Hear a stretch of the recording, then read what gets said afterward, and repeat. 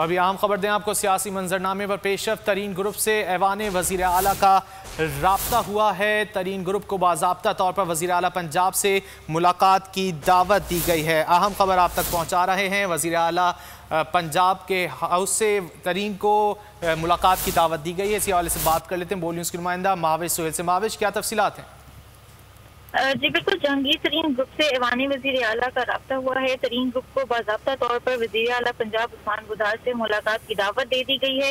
CM house से राब्ता किया गया है। पार्लिमानी लीडर तरीन ग्रुप राजा रियाज का ये दावा है। वज़ीर आला से मुलाकात का इम्कान है। राजा रियाज पार्लिमानी लीडर ग्रुप ने ये बताया है। और सीएम हाउस ने कहा है कि मुलाकात में तहफ़्फ़ुज़ात दूर करने को तैयार हैं। पंजाब असेंबली में पार्लिमानी लीडर सईद अकबर नूरानी कल पंजाब असेंबली में खिताब करेंगे और सईद अकबर नूरानी पहले स्पीकर से मुलाकात करके हाउस में तकरीर का वक्त करेंगे और पंजाब असेंबली में खिताब के दौरान खुलकर तरीन ग्रुप के तहफ़्फ़ुज़ात जो हैं वो बयान करेंगे। जी, बहुत शुक्रिया महाविश इन तफसीलात के लिए।